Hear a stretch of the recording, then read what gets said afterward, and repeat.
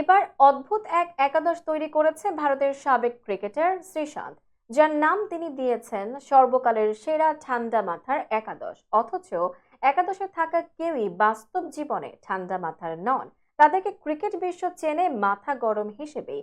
অদ্ভুত এই একাদশের সুযোগ পেয়েছেন বাংলাদেশের একজন ক্রিকেটারও।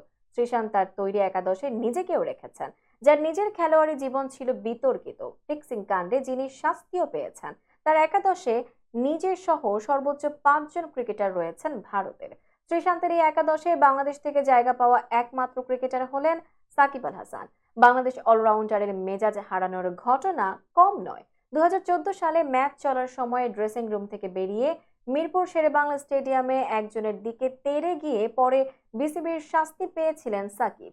2018 নিধাস ট্রফিতে সতীর্থদের মাঠ থেকে উঠে আসার ডাক, অতঃপর ড্রেসিং রুমের কাচের দরজা ভেঙে ফেলা থেকে শুরু করে 2021 সালে ঢাকা প্রিমিয়ার লিগে বিতর্কিত আম্পায়ারিং এর প্রতিবাদে স্টাম্পে লাথি মেরে পরে তা তুলে আছড়ে ফেলা, এমন ঘটনাই ঘটিয়েছেন সাকিব। ভক্তদের ভালোবাসার অত্যাচারে অনেক সময় মেজাজ হারাতেও দেখা গেছে সাকিবকে।